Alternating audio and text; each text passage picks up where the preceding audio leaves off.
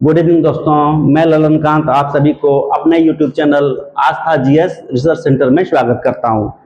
दोस्तों, अब हम लोग भारतीय इतिहास पढ़ रहे हैं। भारतीय इतिहास में हम सबसे पहले इतिहास का परिभाषा बता दिए थे कि इतिहास क्या है। फिर हम लोग इतिहास को तीन कालखंडों में बांटा गया है। इनके भारतीय इतिहास को तीन कालखंडों में बांटा गया है, वो बताए। प्राचीन भारत का इतिहास, मध्यकालीन भारत का इतिहास और आधुनिक भारत का इतिहास।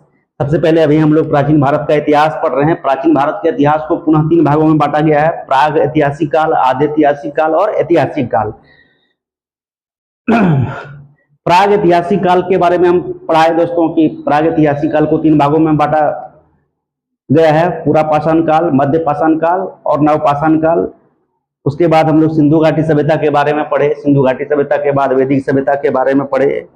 वैदिक सभ्यता पढ़ने के बाद अब हम लोग बौद्ध धर्म पूरी तरह समाप्त कर चुके हैं और वर्तमान में हम लोग जैन धर्म के बारे में पढ़ रहे हैं। जैन धर्म का एक लेक्चर हम दे चुके हैं दोस्तों, जो आप लोगों को यूट्यूब पर उपलब्ध है, तथा ये आज का जैन धर्म का ये दूसरा लेक्चर है। उसके बाद ये अध्याय पूरी तरह समाप्त हो जाएगा। जैन धर्म में हमने आप लोगों को बताया था दोस्तों कि जैन धर्म के संस्थापक जो हैं वो ऋषभ देव थे, जिनको आदिनाथ या वृषभनाथ भी कहा जाता था। जैन धर्म के 22वें तीर्थंकर अरिस्टोनेमी थे, जिनको ऋग्वेद में भगवान श्री कृष्ण, जिसको वासुदेव भी कहा गया, भगवान कृष्ण वासुदेव का भाई के रूप में उल्लेख किया गया है ऋग्वेद में। तो पहले और 22वें तीर्थंकर जो थे, पहले तीर्थंकर ऋषभदेव और 22वें तीर्थंकर अरिस्टोनेमी का उल्लेख ऋग्वेद में मिलता है, और अरिस्टोनेमी का उल्लेख कृष्ण वासुदेव के भाई के रूप में किया गया है ऋग्वेद में। वेदों की संख्या 4 है दोस्तों। हम सब जानते हैं कि ऋग्वेद, सामवेद, आयुर्वेद और अथर्ववेद, वेदों की संख्या 4 है। उसमें सबसे प्राचीन वेद ऋग्वेद है। ऋग्वेद में ही जैन धर्म के प्रथम तीर्थंकर जो कि ऋषभदेव थे, और अंतिम प्रथम तीर्थंकर ऋषभदेव और 22वें तीर्थंकर अरिस्टोनेमी का उल्लेख किया गया है। उसके बाद हम लोग जैन धर्म के 23वें तीर्थंकर के बारे में पढ़े, जो पार्श्वनाथ था। उनके द्वारा दी गई 4 शिक्षाएं थी: सत्य, अहिंसा, अस्तेय और अपरिग्रह। सत्य, अहिंसा, अस्तेय और अपरिग्रह 5वां जो शिक्षा उसमें ऐड किया गया था महावीर स्वामी द्वारा, वो था ब्रह्मचर्य।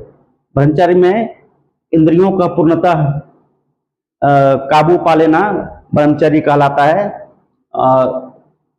उसके बाद हम लोग महावीर स्वामी के बारे में पढ़े कि महावीर स्वामी को जैन धर्म का 24वें और अंतिम तीर्थंकर माना गया है। साथ ही जैन धर्म के वास्तविक संस्थापक भी महावीर स्वामी को माना गया है। दोस्तों, अगर आपसे प्रश्न पूछा जाए एग्जाम में कि जैन धर्म के संस्थापक कौन है, तो वो हो जाएंगे ऋषभदेव। ऋषभदेव को आदिनाथ या वृषभनाथ भी कहा गया है। तो जैन धर्म के संस्थापक ऋषभदेव होगा। अगर प्रश्न पूछा जाए कि जैन धर्म के संस्थापक कौन है, तो आप आंसर मारेंगे ऋषभदेव। अगर आपसे पूछा जाए कि जैन धर्म के वास्तविक संस्थापक कौन थे, तो वो हो जाएगा महावीर स्वामी। तब आप आंसर में महावीर स्वामी को सही उत्तर में मारेंगे। तो उसके बाद महावीर स्वामी के बारे में हम लोग पढ़े। उनका जन्म 540 ईसा पूर्व में हुआ था। उनकी मृत्यु 468 ईसा पूर्व में पावापुरी में हुई थी। महावीर स्वामी बचपन से ही अपने धर्म यानी कि हिंदू धर्म में पाए जाने वाले उच्च नीच भेदभाव को देखकर काफी चिंतित रहते थे, और उनको इन सब चीजों से घृणा हो गया। और यही सब चीजों को लेकर एक दिन वो सत्य की खोज में निकल पड़े। अपने बड़े भाई नंदी वर्मन की आज्ञा से वो सत्य की खोज में निकल पड़े थे 30 वर्ष की अवस्था में। 12 वर्ष की कठिन तपस्या के बाद उनको ज्ञान की प्राप्ति हुई। ऋजुपालिका नदी के तट पर साल वृक्ष के नीचे, यानी महावीर स्वामी को ऋजुपालिका नदी के तट पर जाम्बिक ग्राम में साल वृक्ष के नीचे ज्ञान की प्राप्ति हुई थी। तब से वो महावीर जो है केवलिन कहलाने लगे, यानी केवल्य की उनको प्राप्ति हो गई, ज्ञान की प्राप्ति होना, कैवल्य की प्राप्ति होना कहलाता है जैन धर्म में।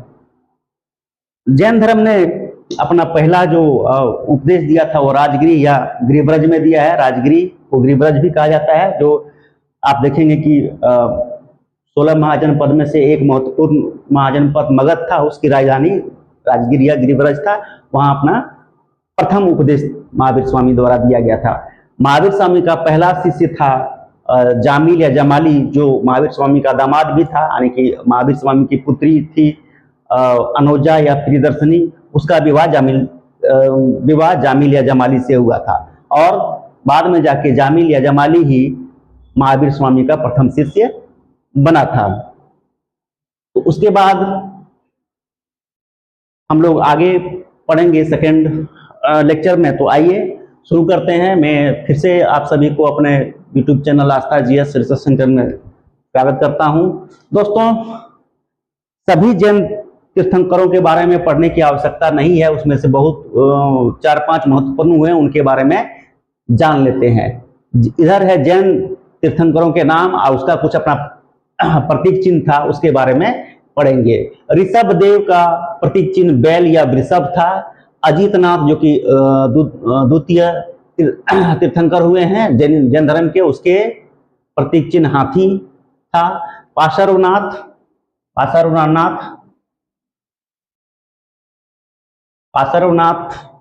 का प्रतीक चिन्ह सर्प था, और महावीर स्वामी का सिंह मतलब शेर था। जैन धर्म का प्रचार प्राकृत भाषा में हुआ है।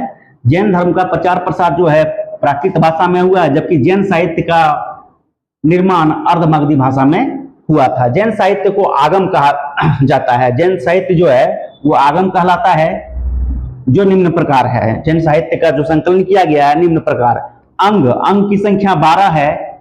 इसमें जैन सिद्धांतों का वर्णन किया गया है। उपांगों की संख्या भी 12 है। अपने अंगों का विस्तार को उपांग कहा गया है, इसकी संख्या 12 है। प्रकीर्ण की संख्या 10 है। ग्रंथों का परिशिष्ट को प्रकीर्ण कहा जाता है, इसकी संख्या 10 है। छेद सूत्र, इसकी संख्या 6 है। भिक्षुओं का नियम, छेद सूत्र की संख्या 6 है, जिसमें बौद्ध भिक्षुओं का नियम कानून का संहिता का वर्णन किया गया। मूल मंत्र की संख्या 4 है। ये जैन साहित्य का इस प्रकार से वर्णन है। आइए, भागवती सूत्र जो है, भागवती सूत्र एक जैन ग्रंथ है जिसमें महावीर स्वामी तथा अन्य जैन मुनियों का जीवन चरित्र का वर्णन किया गया है। कल्प सूत्र भी एक जैन ग्रंथ ही है, जिसके रचनाकार भद्रबाहु थे। इसमें जैन साहित्यों का प्रारंभिक इतिहास का उल्लेख मिलता है। जैन साहित्यों का प्रारंभिक इतिहास का वर्णन कल्प सूत्र में मिलता है, जिसके रचनाकार भद्रबाहु थे। जैन धर्म में मोक्ष प्राप्ति या प्राण त्यागने के लिए भूखे रहकर प्राण त्यागने की बात कही गई है, जो संलेखन विधि या संथरा विधि कहलाता है। प्राण त्यागना जैन धर्म में मोक्ष प्राप्ति के बराबर माना गया है, और प्राण त्यागने के लिए अन्न जल त्याग कर प्राण त्यागने की बात जैन धर्म में कही गई है। इस विधि को संलेखन विधि या संथरा विधि कहा गया है। मौर्य वंश के संस्थापक चंद्रगुप्त मौर्य जो थे, उन्होंने इस विधि से अपना प्राण त्याग किया था। चंद्रगुप्त मौर्य जो थे वो भद्रबाहु से जैन धर्म की शिक्षा ली थी और उसके शिष्य बन गए थे। और श्रवणबेलगोला जो कि कर्नाटक में श्रवणबेलगोला में भूखे रहकर प्राण त्याग दिया था। चंद्रगुप्त मौर्य ने संलेखन विधि या संथरा विधि से अपना प्राण त्याग दिया था। जैन धर्म के 23वें तीर्थंकर के बारे में थोड़ा सा जान लेते हैं। ये इसलिए इंपॉर्टेंट है, झारखंड के लिए इंपॉर्टेंट है। जैन धर्म के 10वें तीर्थंकर जो थे शीतलनाथ था। इसको ज्ञान की प्राप्ति जो हुई थी वो कोलेश्वरी पर्वत चतरा में, यानी कि हमारे झारखंड राज्य के चतरा जिला में स्थित कोलेश्वरी पर्वत पर जैन धर्म के 10वें तीर्थंकर या 10वें गुरु शीतलनाथ को ज्ञान की प्राप्ति हुई थी। इसलिए झारखंड वालों के लिए बहुत इंपॉर्टेंट है। उसके बाद दोस्तों, जैन धर्म महावीर स्वामी की मृत्यु के बाद कुछ जैन सभाओं का आयोजन किया गया, उसमें से 2 जैन सभा अति महत्वपूर्ण था, जिसमें महत्वपूर्ण बहुत ही बड़े बड़े निर्णय लिए गए। प्रथम उसको जैन संगति कहा गया है, प्रथम जैन संगति या सभा, प्रथम जैन सभा या प्रथम जैन संगति जो थे, इसके अध्यक्ष स्थूलभद्र थे। इस सभा की अध्यक्षता स्थूलभद्र ने किया था। स्थान ये पाटलिपुत्र में हुआ था। मुख्य बिंदु यह था कि जैन धर्म श्वेतांबर एवं दिगंबर संप्रदायों में विभाजित हो गया था। श्वेतांबर जो कि श्वेत वस्त्र धारण करते थे, श्वेतांबर के जो प्रवर्तक बने वो स्थूलभद्र बने, और दिगंबर के प्रवर्तक जो बने वो भद्रबाहु बने। जो याद रखिएगा कि जो ज्यादा भद्र था वही नग्न रहता था, यानी कि दिगंबर संप्रदाय के जो प्रवर्तक बने वो भद्रबाहु बने थे। द्वितीय जैन संगति या द्वितीय जैन सभा का जो आयोजन हुआ है वो वल्लभी गुजरात में हुआ था। इसकी अध्यक्षता देवर्षि क्षमा श्रवण ने किया था। मुख्य बिंदु इसके यह थे कि जैन ग्रंथों का इसमें संकलन और संरक्षण भी मिला था। तो ये था। अब देखिए यहाँ पर हम दोस्तों प्रथम जैन संगति जो हुआ था उसमें जैन धर्म 2 भागों में बढ़ गया था, श्वेतांबर और दिगंबर। श्वेतांबर के जो प्रवर्तक जो बने थे उसका नाम था स्थूलभद्र। इसका देखिए कुछ वर्णन देखिए। श्वेतांबर श्वेत वस्त्र पहनने वाले जो जैन भिक्षु होते थे वो श्वेतांबर कहलाए। इसमें स्त्रियों के लिए भी मोक्ष का द्वार खोल दिया गया। इसमें श्वेतांबर संप्रदाय में स्त्रियों के लिए भी मोक्ष प्राप्ति का द्वार खोल दिया गया और महावीर स्वामी भगवान माना जाने लगा। इसमें श्वेतांबर संप्रदाय में महावीर स्वामी को भगवान माना जाने लगा। दिगंबर संप्रदाय के प्रवर्तक भद्रबाहु बने। मुख्य माने कि सबसे मेन संचालक जो है दिगंबर संप्रदाय के प्रथम भद्रबाहु बने थे। भद्रबाहु जो थे ये इसी से भद्रबाहु से ही चंद्रगुप्त मौर्य ने जैन धर्म की दीक्षा ली थी और सरवनबेलगोला जो कि कर्नाटक में पड़ता है वहां पर भूखे रहकर अपना प्राण त्याग दिया था। जिसे संलेखन विधि या संत्रा विधि, भूखे रहकर प्राण त्यागना संलेखन विधि या संत्रा विधि कहलाता है। तो चंद्रगुप्त मौर्य ने संलेखन विधि या संत्रा विधि से अपना प्राण त्याग कर जैन धर्म के अनुसार मोक्ष की प्राप्ति किया था। स्त्रियों के लिए मोक्ष नहीं, यानी कि दिगंबर संप्रदाय में स्त्रियों के लिए मोक्ष की व्यवस्था नहीं थी। तीसरा है दिगंबर मतानुसार वे पुरुष थे। श्वेतांबर मतानुसार दोस्तों महावीर स्वामी को भगवान माने जाने लगा, जबकि दिगंबर मतानुसार महावीर स्वामी भगवान नहीं एक पुरुष थे। उनके द्वारा दिए गए ज्ञान को मानने, उसके द्वारा बताए गए मार्ग पर चलने की आवश्यकता है, उनको भगवान मानने की आवश्यकता नहीं। ये दिगंबर मतानुसार था, लेकिन श्वेतांबर मतानुसार महावीर स्वामी को भगवान माना जाने लगा था। तो ये था दोस्तों जैन धर्म का क्लास। जैन धर्म आप पूरी तरह तो देखिए दोस्तों, ये जितना भी हम पढ़ाए इनसे ही प्रश्न पूछे जाते हैं, इससे बाहर प्रश्न नहीं पूछे जाएंगे। अगर जैन धर्म के बारे में अगर पढ़ने लगे तो 2 महीना खाली जैन धर्म के जितना जैन धर्म से संबंधित ग्रंथ है सब पढ़ने लगे तो 2, 4, 6 महीना तक भी पढ़ेंगे तो खत्म नहीं होगा। तो हम लोगों को एग्जामिनेशन पॉइंट ऑफ व्यू से पढ़ना है। जैन धर्म जो है अब हम लोग पूरी तरह खत्म कर चुके हैं। आइए एक बार मैं फिर से रिकॉल कर देता हूं। ये है जैन धर्म के कुछ प्रमुख तीर्थंकर, उनके प्रतीक चिन्ह। ऋषभ देव का प्रतीक चिन्ह बैल या वृषभ था। अजितनाथ का हाथी था। पार्श्वनाथ का सर्प, पार्श्व सर्प, इस तरह याद रखिएगा। पार्श्वनाथ का प्रतीक चिन्ह सर्प था और महावीर स्वामी का सर्प मतलब सांप, महावीर स्वामी का प्रतीक चिन्ह सिंह यानी कि शेर था।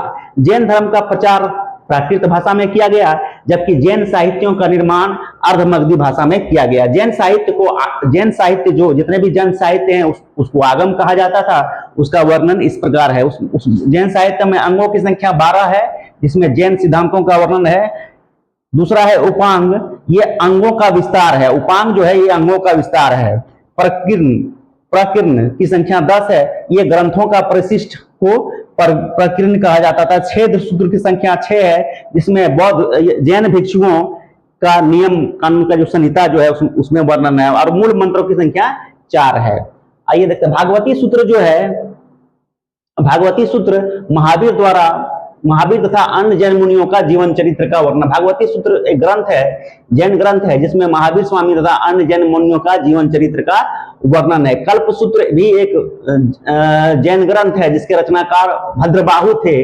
जैन साहित्य का प्रारंभिक इतिहास की जानकारी हमको कल्पसूत्र से मिलती है। जैन धर्म में मोक्ष प्राप्ति या प्राण त्यागने के लिए भूखे रहकर प्राण त्यागने की बात कही गई है, जो संलेखन विधि या संथरा विधि कहलाता है। जैन धर्म में मोक्ष प्राप्ति के लिए दोस्तों प्राण त्यागने के लिए भूखे रहकर प्राण त्यागने की बात कही गई है था। इस विधि को संलेखन विधि या संथरा विधि, संलेखन विधि या संथरा विधि, यहां था होगा दोस्तों, ध लिखा गया था,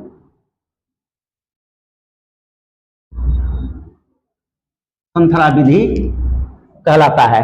चंद्रगुप्त मौर्य ने भद्रबाहु से जैन धर्म की दीक्षा ली थी, यानी कि शिक्षा ग्रहण की थी जैन धर्म की, तथा श्रवण बेलगोला में भूखे रहकर प्राण त्याग दिया था। यानी कि संलेखन विधि या संथरा विधि का प्रयोग करते हुए चंद्रगुप्त मौर्य ने प्राण त्याग कर मोक्ष की प्राप्ति किया था। जैन धर्म के 10वें गुरु जो हुए हैं, 10वें तीर्थंकर दोस्तों, ये तो इतना इंपॉर्टेंट नहीं है, लेकिन झारखंड के विद्यार्थियों के लिए थोड़ा सा इंपॉर्टेंट है, जान लेने से कोई आपत्ति नहीं है।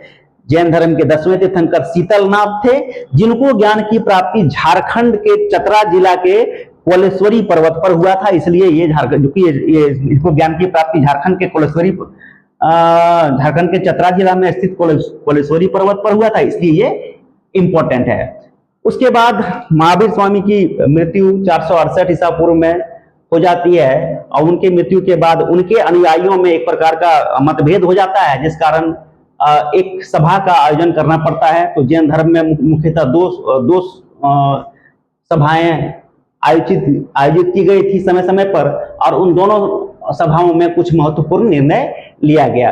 प्रथम जैन संगति या सभा, ये सबसे इंपॉर्टेंट प्रथम जैन संगति या सभा थी। इसमें पूरे जैन धर्म को हिला के रख दिया और जैन धर्म दो भागों में बट गया था। इसके अध्यक्ष स्थूलभद्र थे, और स्थूलभद्र का विरोध करने वाला एक भद्रबाहु भी थे। इसके साथ साथ चलने वाले जैन धर्म के अनुयायी ही थे।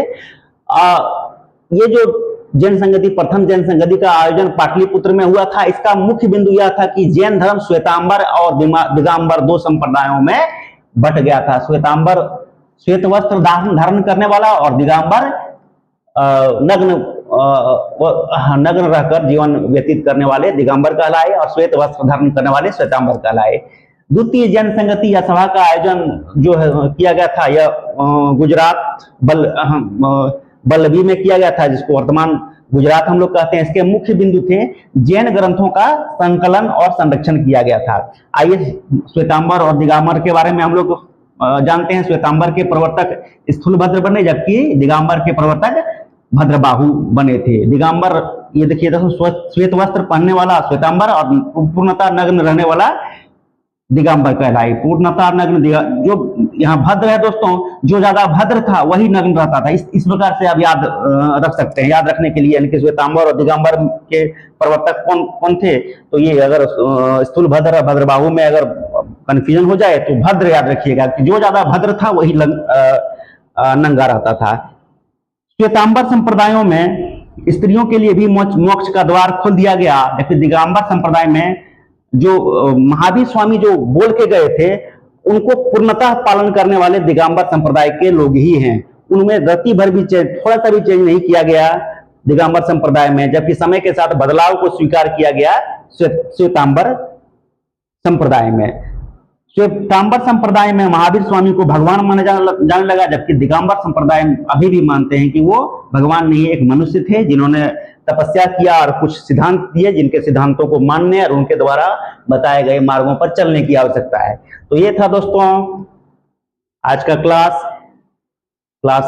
पूरी तरह समाप्त हुआ, जिसमें हम लोग जैन धर्म को बहुत अच्छे से पढ़े, और हमारे द्वारा जो क्लास अगर ढंग से कर लेते हैं, साथ ही लेक्चर का एक एक बिंदु अगर ढंग से नोट कर लेते हैं, ये शॉर्ट में है दोस्तों, तो आप भी शॉर्ट में नोट कर सकते हैं अगर आपको याद करने की क्षमता है तो। नहीं तो जो हम शॉर्ट में लिख तो दिए हैं, लेकिन लेक्चर में पूरी बातों को हमने बतलाया है, तो वीडियो को देखते समय पॉज कर करके आप पूरा नोट कर लेंगे तो आपके लिए ज्यादा फायदेमंद होगा।